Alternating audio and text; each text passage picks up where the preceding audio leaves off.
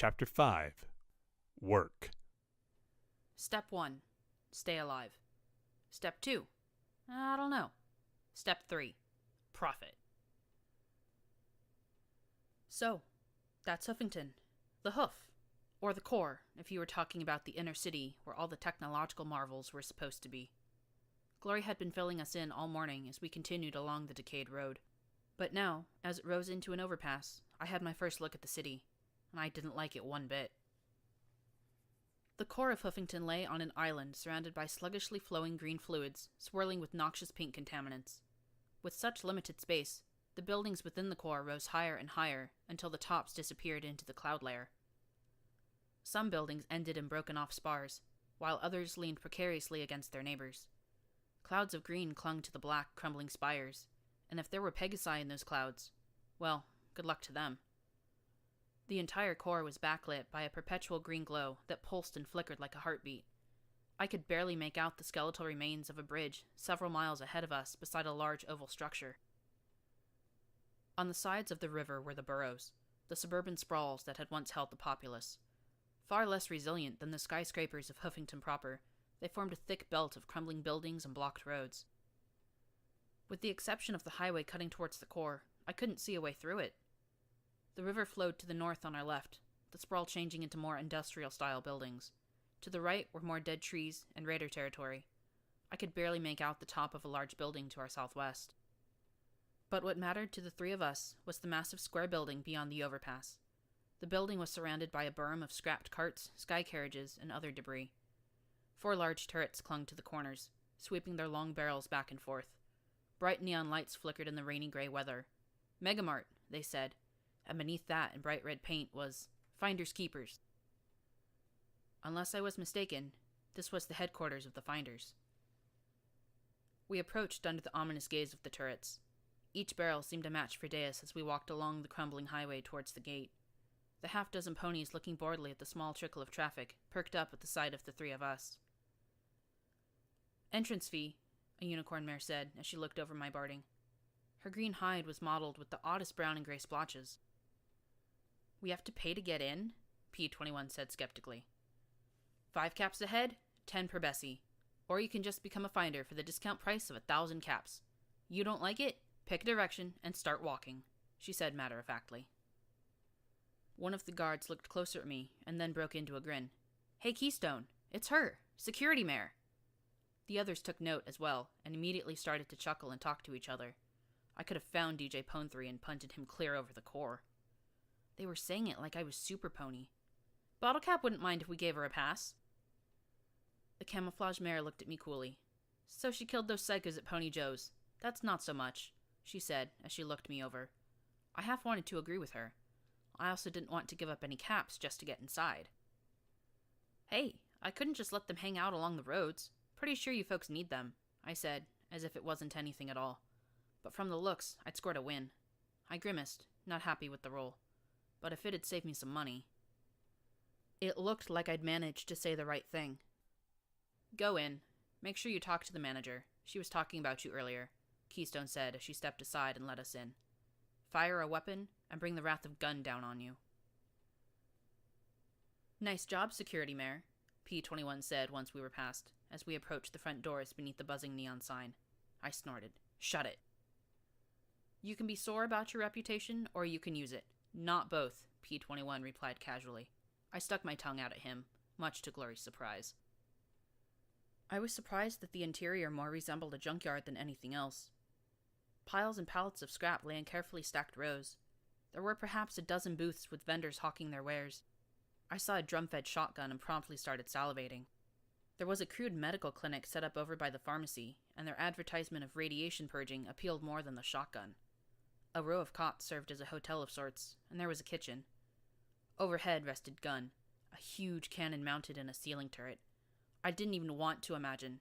Okay, in my imagination, the sight of it firing was pretty cool, but I'd be happy putting off witnessing the reality. Thing looked like it fired I-beams.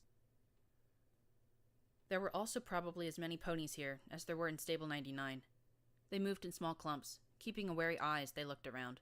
Some were obviously raiders, and I had to glance up at Gunn to remind myself to behave. Most appeared to be fairly benign, talking and laughing with each other while they swapped stories and goods. 2 well-dressed fillies were escorted by a dozen bodyguards as they chattered on about slumming. 6 ponies stomping in full power armor were given a wide berth as they seemed dead set on buying every grenade and missile they could get their hooves on.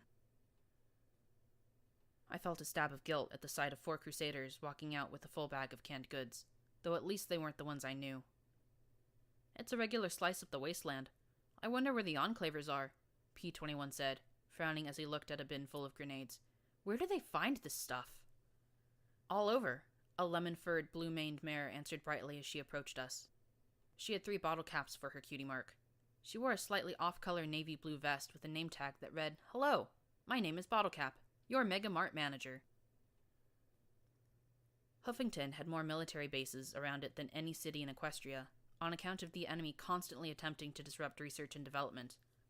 After the bombs fell, the ordnance just sat around in hidden caches and arsenals. We pay top caps for any and all war material. Her eyes looked at my security barding, and she smiled. "Ah, you're the mayor who cleared the Manhattan Highway." Okay. Maybe there was a security discount or something? It was the only silver lining I could see. "Yeah, it's not a big deal. It just sort of happened," I said with an awkward smile. She gave me a very calculating look that made me shift awkwardly. "I mean, they were just raiders. Any pony would have killed them." "I'm afraid you're mistaken," she said, as she looked at me with a cool little smile. "Any pony would have given them a wide berth while they tried to extort my caravans. You were the one that shut them down. Perhaps not a big deal to you, but we've lost 6 caravans in as many months. Trade to 10 pony in Gutterville was down to a trickle." She reached into her vest and took out a small plastic bag filled with caps. "Consider this a thank you from the finders," she said, as she tossed it to me with a smile. "Wow, very generous," P-21 observed curiously. There was a clear look of suspicion on his face. Was I the only pony in our merry band that tried to look open? "Well, it was a standing contract. I am fairly sure you'll spend it here, so I'll recover some of it from the vendors. And if it outfits you, well, the more likely you'll bring in profitable goods in the future," Bottlecap said, regarding him with an even look as her explanation mollified him. I glanced at my pit buck and saw the amount. 500 caps, not counting the miscellaneous junk we'd acquired. I glanced at P-21 and Glory, both of whom were looking around in surprise. I counted out 2 groups of 25 caps each and handed them to Glory and P-21. "Why don't you 2 get something to eat and look around? Maybe you'll find some enclave ponies," I suggested to Glory. "No, we're not allowed here. This place is restricted," she said sullenly as she took the caps and turned to walk along the rows. P-21 gave me a curious look before he followed her. "She's enclave?" Bottlecap asked with a frown. I nodded hesitantly, and she immediately scowled. "Be careful, then. You may not realize it. She may not realize it. But she's trouble." "I doubt she's very dangerous," I replied, and got a dry look in return. "Okay, enclave a sore topic." I looked back at Bottlecap and gave her my surest smile. "Sorry about P-21's suspicion. He's dealing with a lot of pain. It's been a rough few days for us." "Just a few days, imagine that," she replied dryly, arching her brow in a way that suggested I hadn't seen anything yet. "Yeah. Okay, try not to sound like a complete idiot. I was wondering if we could get some information." "Information is a commodity like bullets and armor," she answered back. "Simple questions are easy enough, but if you're looking for something specific, then it'll be pricey." I winced at that. "I have a data file, EC-1101. I need to find out what it is." "Data analysis? Sweet goddesses, you know how to jump to the top of the price list," she said, looking slightly pleased at this fact. I showed her the file, and she frowned at my pitbuck. "Encrypted?"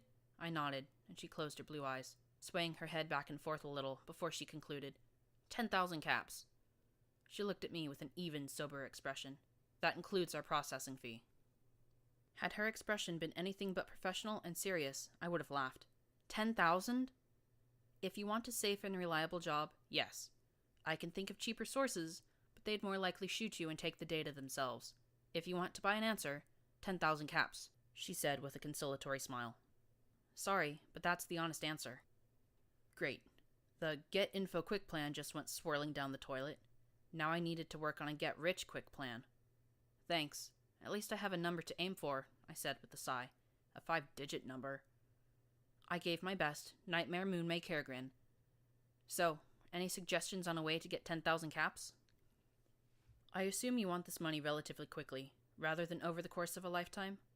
Bottlecap asked with an arch of her brow and an approving smile. When I nodded, she looked me over. Well, competent help always demands a price, she said, as she walked to a large bulletin board that was covered with pieces of paper. Some were printed documents, but most were hoof-written. We don't just find things. We also handle ponies looking for special help. Sometimes it'll be retrieving goods. Other times it's contract work, like clearing out nests of dangerous wildlife, or bounty hunting. Bounties, I said, as I looked over the papers. You mean killing ponies for bottle caps? Oh yes, that can be quite lucrative, providing you don't mind letting another decide if some pony should die, she said, as she pointed at a section with a hoof. Don't let the language fool you. They'll all be described as raiders, murderers, thieves, and killers, whether they are or not. Some are, some aren't. You decide. I needed 10,000 bottle caps, and in front of me I had a wall of opportunity. Thanks. I'll have to read these closely. Actually, P21 reading them would be a safer bet. P21. I looked back at the yellow mare. One last question. My friend was injured a few days ago. It's really hurting him, and he's going to need some substantial healing. More than just a standard healing potion. Magical surgery's almost as expensive as data decryption and analysis. She regarded me for a long moment. However, west of here is the Fluttershy Medical Center. If there were something salvageable, it would be there. The upper floors haven't been thoroughly looted or explored. It's a difficult place. But shy of going to the Ministry of Peace's hub in the core, I can't think of any place it would be available. Thanks, Bottlecap. Don't thank me, security. I just gave you a direction. You're the one that actually has to do the work. Good luck, she said, as she walked off, hailing two ponies encased head to hoof in metal armor with some impressive multi-barreled hardware strapped to the sides. Welcome, Steel Rangers. Missiles, grenades, or 5mm ammunition today. So they were the Steel Rangers. Well, it was good to know Deus wasn't the only one packing cannons. I stopped by the clinic, where prices were scratched out on a busted slab of blackboard and chalk. Patchwork, 50 caps. Rad purge, 100 caps. Teeth pulled, 10 caps each. Worm and parasite removal, 25 caps. Ask about our stock of drugs, certain to pick you right up. Specials, dash, 75 caps. Amputations in under a minute or half off. The doctor, and I use the term lightly, was a scrawny old brown unicorn with a bone saw for a cutie mark and wearing a white coat covered in old yellow stains. I opted for the patchwork and purge special for 125 caps. I unbelted my barding and let the blue and yellow padded armor be lifted from me. Beneath it, my white hide was a road map of bruises, yellow discolorations, angry red lines, and half-healed strips of medical bandages. My neck still ached from the shots in the school, and my cheek throbbed from Glory's welcome present. Bonesaw levitated a pair of spectacles onto his muzzle as he blinked at my injuries. Well now, some pony's been busy. Rad burns, beam burns, bullet holes, lots of healing potion fixes. He shaded my eyes with his hoof and gave a grim nod. Interesting. I've seen eyes like that before. Really? Maybe he could fix them. Yep. See him all the time on ghouls, he said with a grim chuckle. Looks like security doesn't come easy. That's not my name, I said, as my ears folded. I don't know why DJ Pone3 called me that, but it's nonsense. He looked at me coolly. Girl, I've been in the wasteland a while now, and outlived my children and grandchildren. If there's one thing more precious than clean water and bullets, it's the feeling that tomorrow you're less likely to die than today. Those raiders might be replaced by some other band, but yesterday we nearly had a party when we'd heard we could send caravans safely to Manhattan again. That might be nonsense to you, but it means the world to us. I didn't know if I should feel encouraged, annoyed, or embarrassed, so I settled with shutting up and letting him get to work. P21 and Glory stopped by, the former sipping water through a straw, as the latter enjoyed a sparkle cola. Both of them seemed a bit taken aback at the sight of me and my hide. Not that I was too embarrassed about that. Clothing in 99 was a matter of duty, and I'd been fine trotting around off-duty with my mark just hanging out. Bonesaw gave me a cup of some chalky gloop as he went to work with his magic. I had to admit that as scraggly as he was, Bonesaw knew his trade. By the time he finished, I felt like I'd just received treatment at 99's medical center. 10,000 caps? Glory gaped at the pair of us once my treatment was finished. The doc had given me something called Buck, and I had to admit, I felt more energized than ever. Glory frowned. Is that a lot? That Sparkle Cola was 10 caps, so it's the equivalent of 1,000 colas, P21 said calmly. Glory winced. Yeah, I guess that is a lot. Then she thought for a moment. Well, there might be a cheaper option. I'm pretty sure that if we got to the Skyport, the Enclave might be able to crack the encryption for free. I'm sure they'd be happy to in exchange for returning me. She frowned, rubbing her mane as she rolled her eyes a little. I'm just a little unsure of how you get to the Skyport from here, though. I think it's east-ish? That's a possibility. Maybe once I knew more about the Enclave than just 2 opinions. Morning Glory, I knew, would have happily helped. When I thought about Brawley's last broadcast, the clouds, and what had happened to the Volunteer Corps, I had doubts about the rest of the Enclave. Then I remembered something. Glory, who is Rainbow Dash? Her eyes went round with shock, lips pressed close together as if trying to keep from blurting something out. Finally, she stammered. Rainbow Dash? Oh my. Clearly this wasn't a topic she expected to discuss. Well, she was the greatest heroine of the Pegasi during the war. But, well, she looked at me sadly. When the bombs fell, she wanted us to go down to the surface and help. P21 looked at her in confusion. So what's wrong with that? Isn't that why you're here? She shook her head firmly. I want to help now, but she demanded the Pegasi fly down and help despite the magical radiation of hundreds of balefire bombs poisoning the atmosphere. Tens of thousands of Pegasi would have died, or more. We'd already lost Cloudsdale, so the Pegasus Council refused. She left, and probably died of radiation poisoning, she said quietly, looking at her hooves. Some ponies really respect her for that, but... I'm guessing you don't? I asked with a little smile. She sighed with a little frown, shaking her head. If she'd stayed and listened to the council, she could have shaped things for the better. The Enclave was established to protect the Pegasus people, and they do. But, she glanced around the Megamart. Well, maybe if Rainbow Dash hadn't left, then the Enclave would have started helping the surface sooner. Instead, she left and it took 200 years of petitions and peaceful demonstrations for the Volunteer Corps to do what she'd wanted us to do right after the bombs blew. She finished drinking her Sparkle Cola. I had to admit, my mane was itching in curiosity. So what's life in the clouds like? Again, clearly not a question she expected. It's different.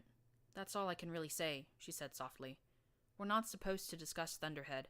It's all classified. Huh. Go figure. Secrets for her, suspicion from him. I could tell I had a long way to go on this whole making friends thing. P21 still wasn't even willing to carry a gun. He still saw me as embodying all the fucked up shit he'd endured in Stable 99. Time for a topic change. So, P21, have you seen their little bulletin board? I'm pretty sure if we can knock out some jobs, sell any salvage we don't need, and get lucky, then we might be able to get that 10,000 caps pretty quick. Quick, hopefully meaning that we wouldn't need months of searching. I really doubted we could evade Deus for that long, particularly if that stupid DJ was giving my position away every other broadcast. I pulled out a couple of slips of paper and slid them to him. I was hoping you could help me pick? Right. Get rich quick. That's a plan that always works out, he replied sardonically, but took the papers. Okay.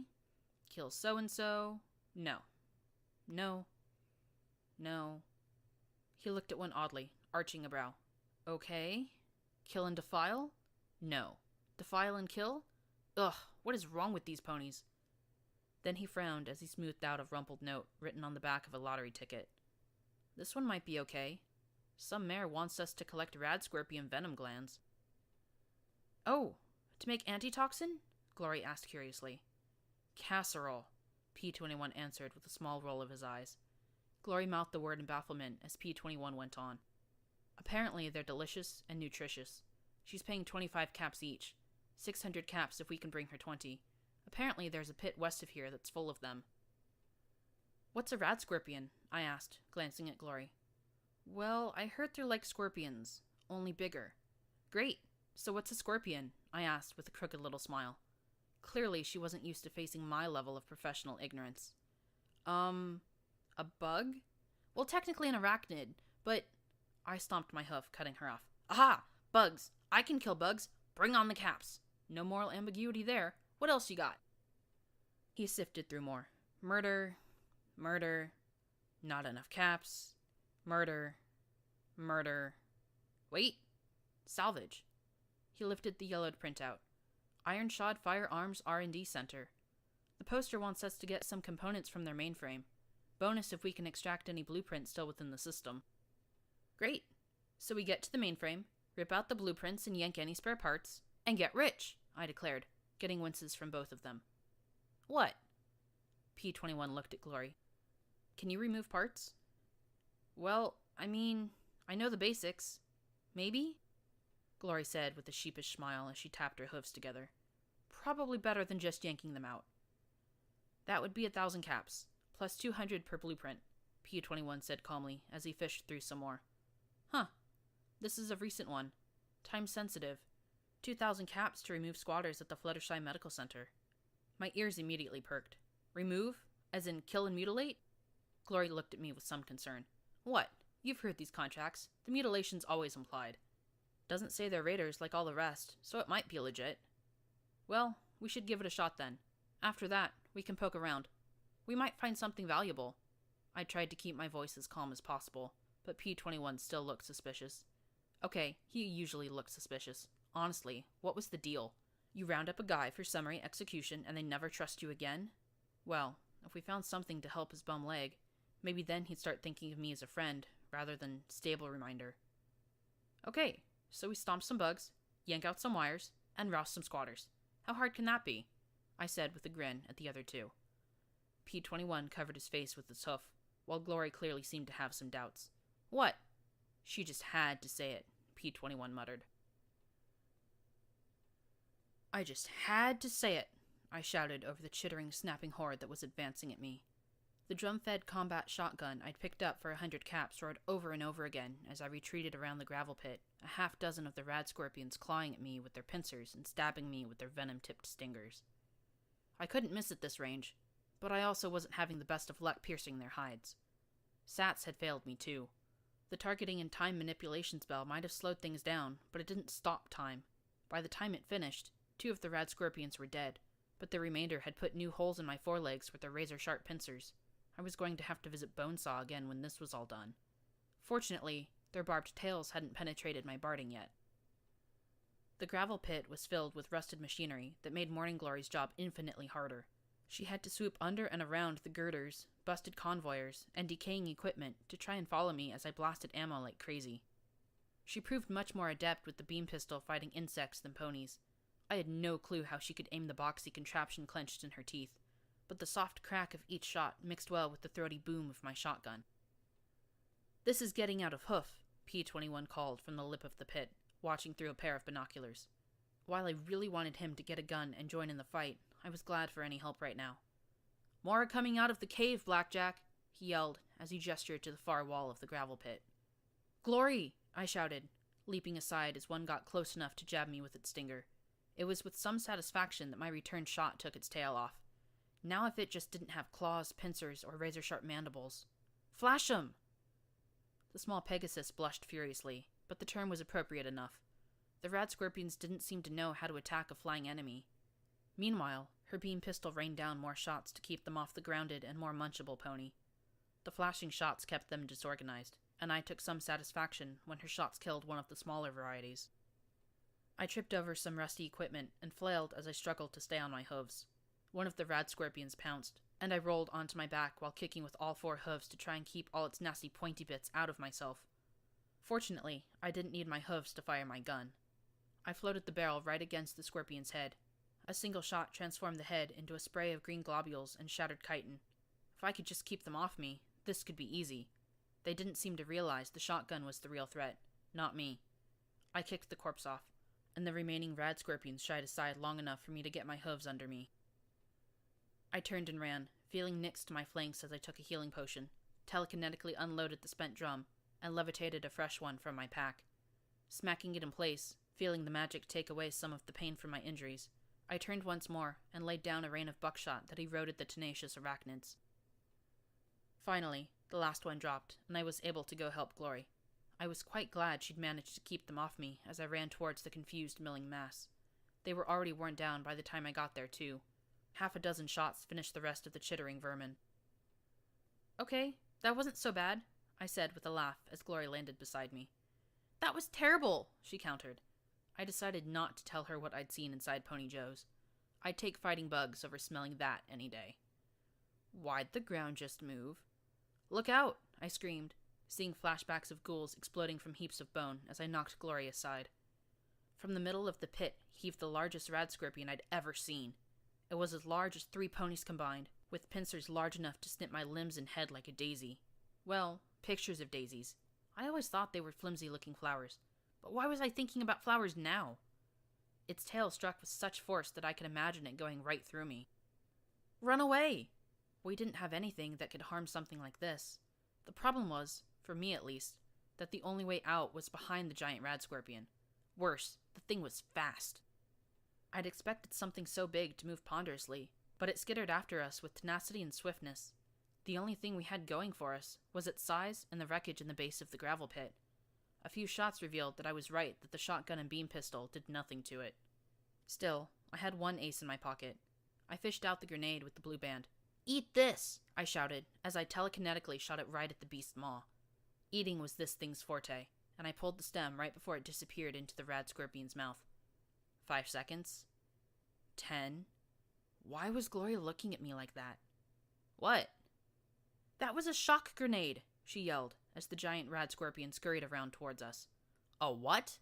It only works on robots, she screamed at me. Who makes a bomb that only works on robots? I screamed back at her.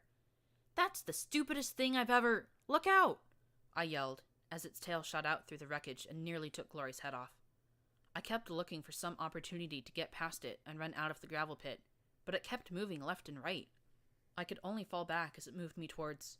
the cave. Ah, hell no. It's hurting us. What? It's pushing us back towards that hole. And once in there, I seriously doubted I'd last long. Let me fly you out, Morning Glory yelled as the giant rad scorpion was tangled in some rusty cabling from a steam crane. There weren't enough words to express my skepticism, but then there also weren't enough words to stress how much I really didn't want to be in that pit. If you think you can, I said, as it scurried towards us. I felt her bite the back of my barding behind my neck, and felt her hooves hook into my straps. Her wings beat furiously, and I was stunned as we slowly rose up into the air. Rising? Good. Slowly? Not so good. The giant rad scorpion jumped up on the side of the steam crane and snapped its tail out. Morning Glory cried out as the barbed tip bit deeply into her flank, and gravity returned with a vengeance. Had I fallen to the ground, I probably would have broken something vital. Instead, I landed on the roof of a huge steel crane. I looked back to see Morning Glory fluttering down to the floor of the gravel pit. The rad scorpion turned and started to scuttle towards her. I saw a teal filly torn in two before my eyes. No! I bellowed, as I ejected the drum and slammed in a fresh one. I only had a dozen or so slugs. They'd do the job or it wouldn't matter. I jumped from the roof of the crane and landed right in the middle of the giant monster's back. Crouching low on the middle of its heaving back, I triggered Sats as I pressed the barrel against its tail. The slugs tore into the meaty appendage, with a spray of sour yellow flesh and greenish-black ichor. A third shot severed the tail entirely, and more importantly, made me its first priority. I jammed my front hooves into a groove in its armored carapace, feeling my limbs squeeze almost to breaking as it bucked and squirmed wildly. Its claws weren't quite agile enough to simply pluck me off, so instead, it swept the claws back and forth over its back to knock me loose. I ducked my head down, gritting my teeth as I waited for Sats to recharge enough to chance a shot. I locked in a blast that caught the rad scorpion at the base of a pincer and took it completely off. When it finally flipped over on its back to scrape me off, I kicked free and rolled in the loose gravel, screaming as I rose to my hooves and charged the monster. I wanted every remaining slug to matter as I closed to point-blank range and opened fire. It attempted to shield itself with a claw, and I had just enough charge in Sats to target that limb as well. The shotgun's roar stretched out as the black pincer spun off in a slow arc. Die! Die! Die! I screamed again and again as I pulverized its head with my 3 remaining slugs. Finally, I reversed the spent weapon and smashed the butt against whatever goop might have constituted a brainstem. I didn't stop until it did. In fact, I might not have stopped even then if P-21 hadn't yelled to snap me out of it. Ow. Ow. Ow. Morning Glory cried as she limped over to us. No offense, but I am really starting to dislike the surface. Join the club, I remarked. Then I saw their looks.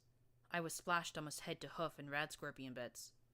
P21 gave Glory one of our healing potions, but even though the hole in her flank right above her sunrise cutie mark closed, she still didn't look so good. "Are you okay?" I asked her. "Yeah, sure. I'm just a little lightheaded. Hope it's just blood loss. I'll be fine," she said as she took a seat.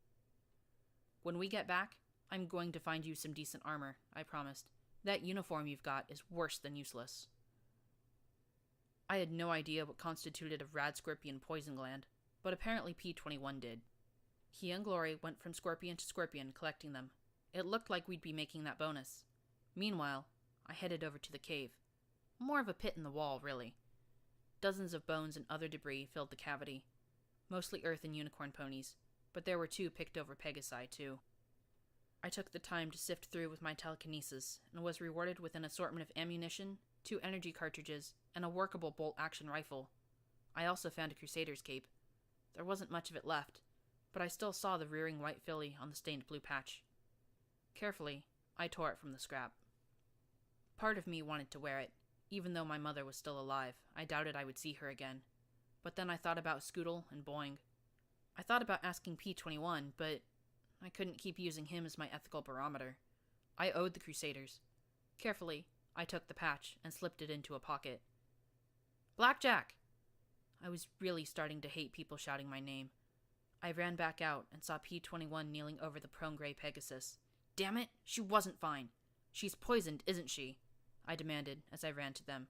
I wanted to hug her and kick her. "Sorry," she said weakly. "I said I hoped it was just blood loss." I hissed softly through my teeth. I couldn't shoot, kick, or beat poison out of her. What can we do? Because we had to be able to do something. If I had to sit here and watch her die, then I would completely lose it. I could synthesize an antidote. 1 poison gland, 1 healing potion. But I'd need lab equipment, Morning Glory said softly, her breathing labored. I looked up to the west at the large brown building that my pitbuck identified as the destination for the next job. "P21, R&D means research in something, right?" "Development, yeah," he said as he followed my look. "Let's go," I said as I loaded a fresh drum into my shotgun. Morning Glory needed a lab, and I would find one. We weren't going to lose another pony on my watch. Iron-shod firearms. I could have worked for these ponies. I really could have. Just looking at the faded pictures of firearms sitting over desks was enough to make my insides moist, especially at the sight of the drum-fed IF-88 Iron Pony combat shotgun. Now that was a glorious-looking weapon. Still, I had no time to admire their works when it seemed like every automated turret and Robronco sentry was out to render us into glue. "I want that gun!" I shouted, my buckshot peppering the head of a sentry pony as I embarked on a grand unofficial tour of the premises. "I want a lab first, but after that, I want an IF-88 Iron Pony. Can I have one?" "I'm sure you do," P21 said as he carried Morning Glory on his back, watching as my second shot destroyed the sentry. "Ask your mother." "She'd never let me have one." It was crazy. I was crazy. Every second I had to keep moving or I'd look at Morning Glory. I had to joke, because if I thought about Glory... Without waiting for sats to recharge, I hopped right over the blasted sentry and into the next room. A sweep with my gun and a check with my EFS, and I was moving on to the next hallway. Jumping through the next door, I heard an ominous beep underhoof. I glanced down just in time to hit the override button on the mine with my magic. That sent prickles up and down my spine. I'd help no pony if I got us blown up. Levitating the mine into my gear, I moved through this hallway with more care, finding 2 more mines hidden under debris. The 2 were so close together, I detonated them with a shot just to move faster. Passing the bathrooms, I moved into a large production area. "Greetings, zebra scum. Time to get wiped," a metallic voice cheered with gusto as a multi-limbed hovering robot lowered down and sprayed fire across the doorway. "Wipe this," I shouted, the moment's levity leaving me feeling raw as I moved under the bot, firing into the levitation talisman built into the base. With the sizzle of sparks, it collapsed behind me, and I finished it off with some more bullets to the central processing matrix. "The labs might be on the 2nd floor, P21 suggested as he looked up the stairs with their narrow catwalks. What kind of pony designed places like this? Still, we'd only seen offices and this manufacturing space on the 1st floor. "I'll take her," I said, as I carefully transferred her from his back to my own. She felt like she was burning up. That was good. I'd take feverish and alive over cold and stiff. Using my telekinesis to hold her in place, I ran up the steps as fast as I dared. For once, something went our way. Passing through a door, we found ourselves surrounded by lab equipment and spent shells. Lots of spent shells. I almost dropped Gloria as my hooves skidded beneath me. There were reloading benches, work tables, and lab equipment. Some of it was smashed, but... That's the stuff you need, right, Glory? Glory? I gave her a telekinetic slap. Glory! She stirred and looked around in a daze, muttering softly. No, I don't want to do this anymore. Her pupils were unfocused, and she stared around. No more weapons, please. Glory, antidote. You said you can make one? I gave her a little shake. Antidote? Why? Wouldn't make any sense. It'd need to be an antibiotic, she muttered weakly. I gave her another slap and relaxed a little as her eyes focused on me. Stop slapping my face. You shot my face. Tell us how to make an antidote, I said, as P-21 checked the lab equipment and burners. Poison gland? Mixed with a type A or B healing potion. Simmer. Filter the extract. Inject, she murmured in a daze. Please tell me you understood that, I asked P-21. I think so, he said as he got to work. He dug through his bags and extracted a used needle, sterilizing the tip on a burner flame. Did you get the impression she's more than just a good-intentioned idealist? I don't care. She helped us. We're going to help her, I said sharply as he worked. This was not the time to bring this up with me. But enough with your suspicion, I yelled as I rounded on him. Right now, she needs our help. I know you don't trust anybody, but we are going to do this. Clearly, my outburst shocked him. I took a deep breath and sighed. Look, I know she's Enclave. I know she says she wants to help. I also know I'd love to see what the sun is really like, but letting her die isn't an option for me. He looked over at her and then sighed. I wasn't going to let her die. Why do you trust her? You trust every pony. Watcher, Bottlecap, even the Crusaders, Morning Glory. You even trust me when I've told you that I want to shoot you. I looked at him as he worked to mix the gland and the healing potion. I don't know. I can't help it. I just accept people until they try to kill me or hurt some pony else. Maybe it was an effective 99. With the exception of the Overmare, there was no real chance for guile there.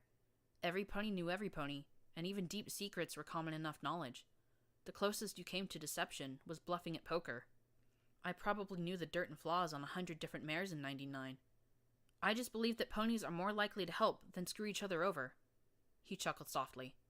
Just what the wasteland needs. An optimist. I sighed and rolled my eyes. P-21. I mean it, he said seriously, surprising me. He instructed me to fill the syringe, since my magic was a touch more precise than his mouth and hooves. Once it was full, we injected it into her leg. A minute later, she shuddered as her breathing deepened. You frustrate me, annoy me, and sometimes scare me half to death, but you also impress me terribly from time to time.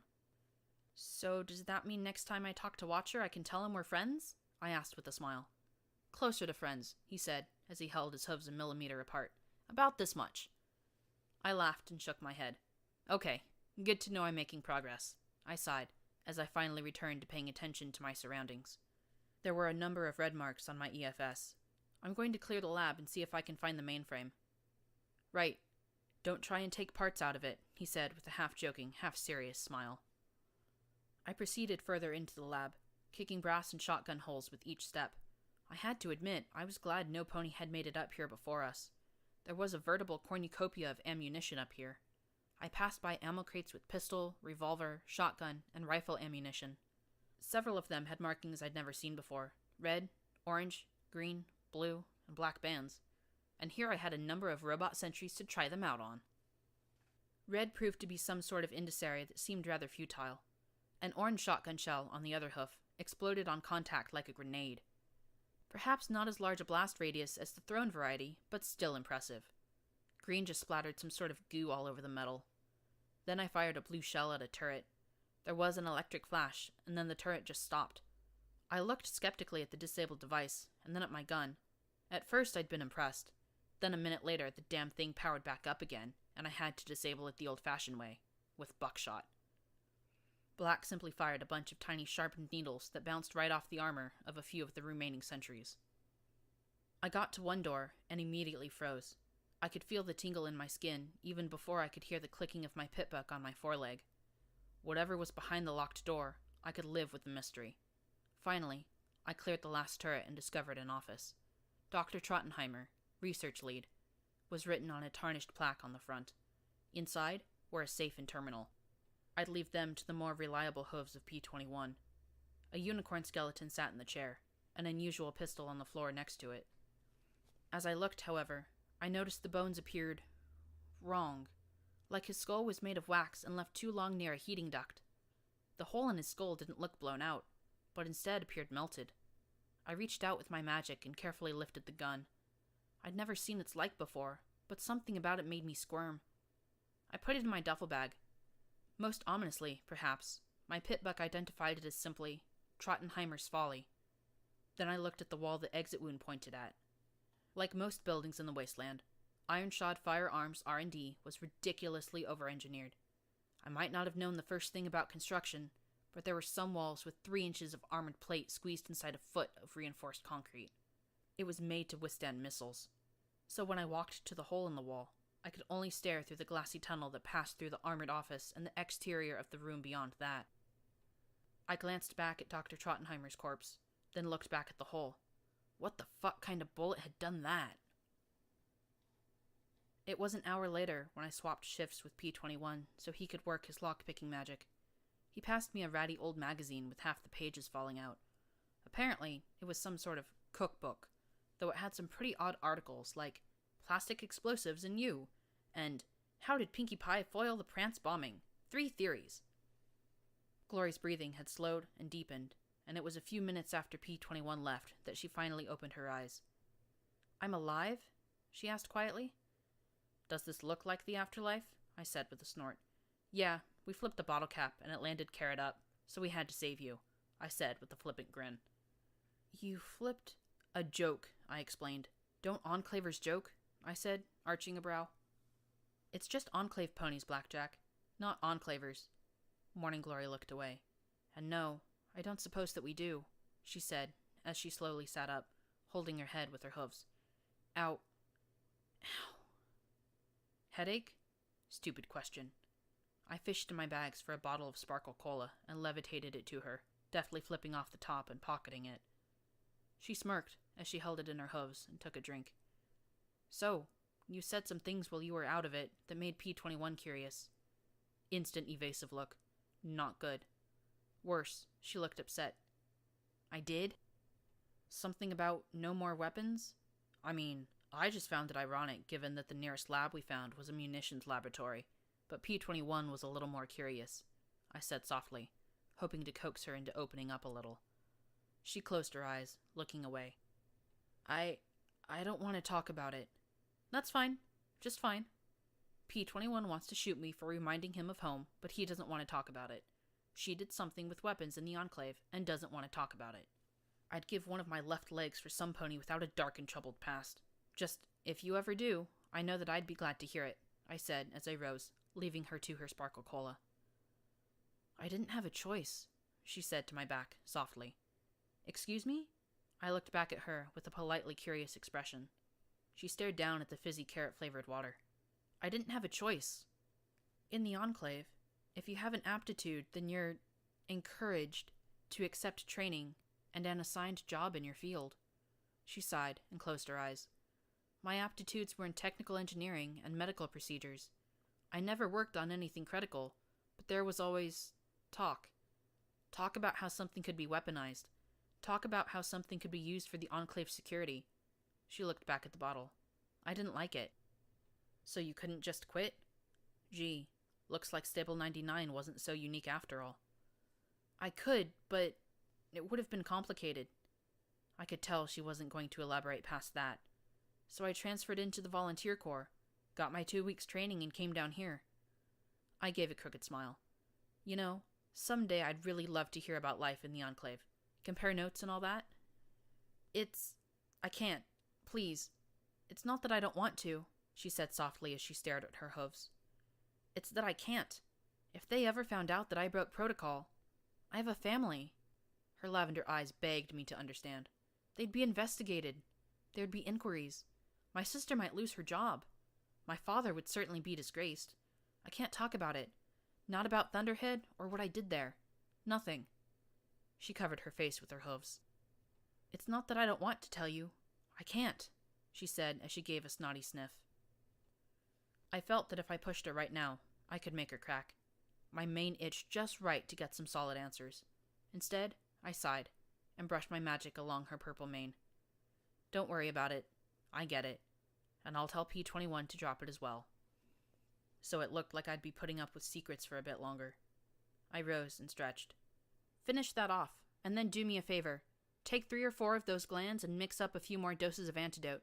I'd like to avoid doing this again. She smiled and nodded. Sure, we wouldn't get the full bounty, but I'd live with that. We might not live without it. I'm going to go find P21, find out if he needs any help. I had no idea how I was going to help him crack terminals or locks, but hey, it sounded better than saying, I'm useless unless there's something to shoot. Leaving her to recompose herself, I headed back to the doctor's office. While walking, I levitated out the pistol. I'd never seen its like, and the design was absolutely bizarre. I couldn't find a place for a clip, so it couldn't be an automatic as I had assumed. The caliber was huge, almost as big as my horn. It seemed as if the pistol had been armored. It loaded from a breech like a break-action shotgun, but clearly it had been engineered for precision. Well, worst come to worst, I could hit someone with it. It had a value of more than 2,000 caps, but I couldn't imagine it would fetch that price if I didn't find bullets for it. So, any luck? I asked as I sat on the desk, crossing my rear hooves as I perched upright, getting a distinctly odd look from P21. I noticed a little plaque on the desk. I have become Death, Destroyer of Worlds. Creepy. I'm on attempt 61, he replied with a soft sigh, returning his gaze to the terminal. After a moment, he suddenly brightened a bit. And apparently 62 is the charm. There was a click, and the safe in the corner opened up. There are some journal entries here. Want to read them while I see what we have? Ugh, I probably shouldn't. It'll just depress me, I said. But did I mention I hate being bored? I really couldn't help myself as I rocked forward onto my hooves and trotted around the desk to read the journal entries off the terminal. Entry 1. I am writing these entries in the event that I am detained or have my memory modified by the MOM. My move from Horizon Labs to Ironshot Firearms is jarring, to say the least, but vital to my safety. GB is doing everything he can to protect myself and SS from the Director. I fear it may not be enough.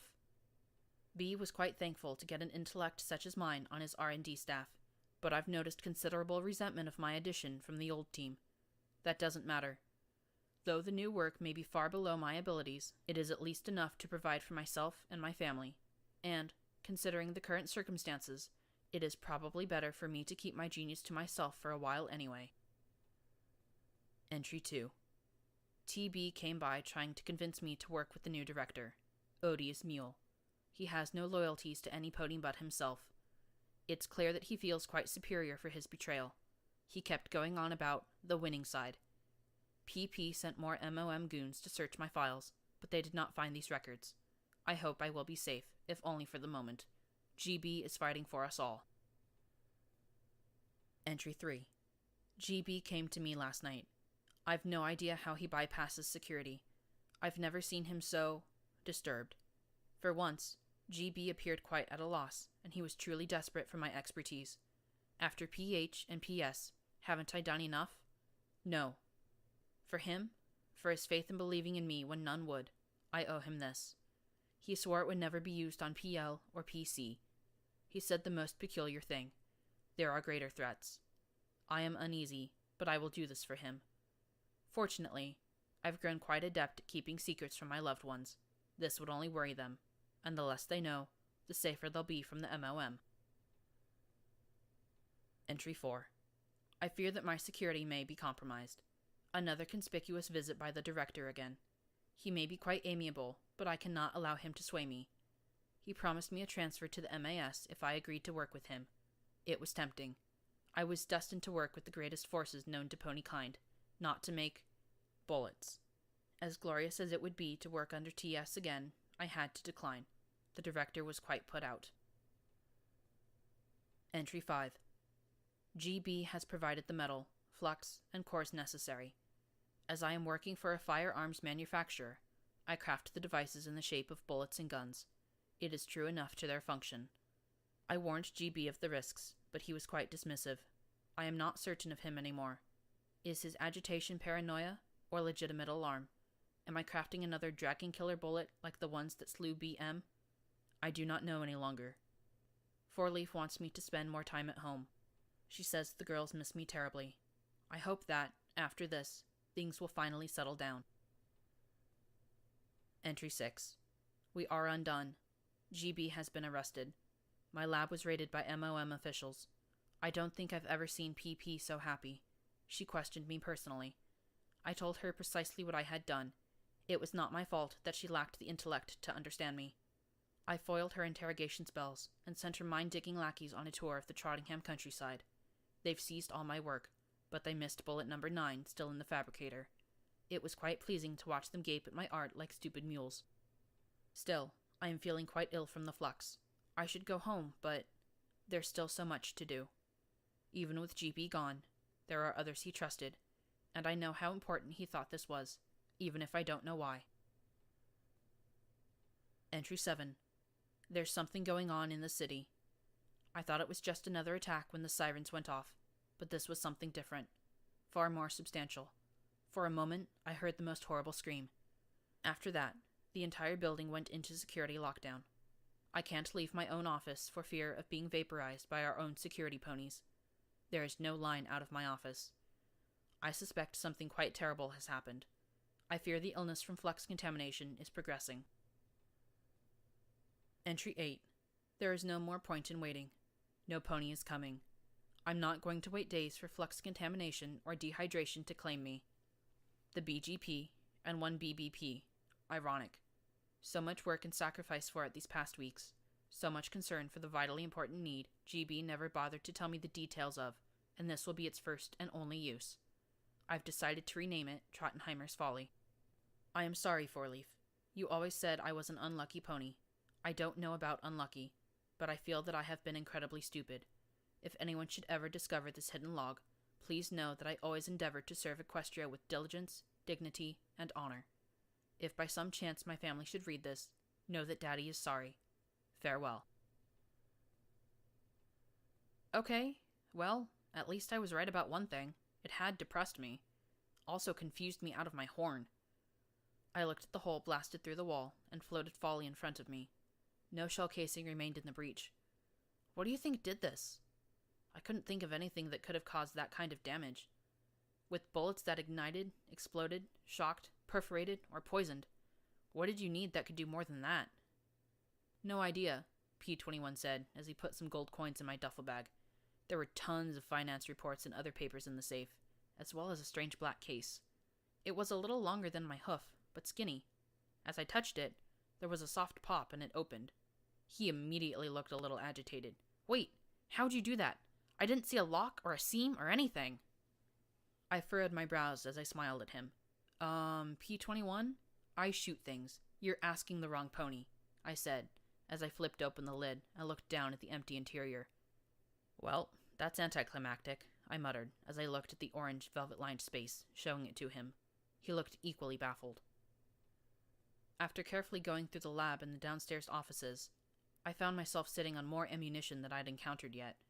I even had a sizable collection of the specialty rounds, but nothing marked BBP. Despite my reservations, P21 opened the locked door and discovered a room filled with dozens of containers. One labeled Biomagical Flux number 13 had broken open and oozed strange rainbow-colored fluid that glowed softly. My pit butt clicked ominously, and I closed the door once again. If there was anything valuable in there, some other, more radiation-proof pony could benefit. We found the iron-shod firearms mainframe in the basement. Of course, all I really did was sit there while P21 entered the doctor's password and downloaded the contents into my pitbuck. EC1101 could have some company. I looked at the musty poster that read, Iron-shod firearms. How do you like them apples? And chuckled at the joke. Then, with nothing in particular to do, My mind wandered back to the journal entries from Trottenheimer's terminal. Just what had been going on in this place before the bombs fell? Hey, Glory, who was running this place during the war? Well, probably the Ministry of Wartime Technology, ultimately. I looked at her blankly and she back with unease. The Ministry of Wartime Technology? One of the 6 ministries that ran all of Equestria? I smiled and cocked my head to the side. Didn't they have a school in your stable? She blurted. Does Blackjack strike you as very studious? P-21 asked with a thin smile. Glory sighed. Well, in a nutshell, the ministries ran the war effort. There were 6 of them, and the Ministry of Wartime Technology was in charge of Equestria's private companies, particularly the defense contractors. The ministry mayor of the MWT, the pony who ran it, was Applejack, Glory supplied as she peered into the guts of the machine. I don't really know much about her personally, I'm afraid.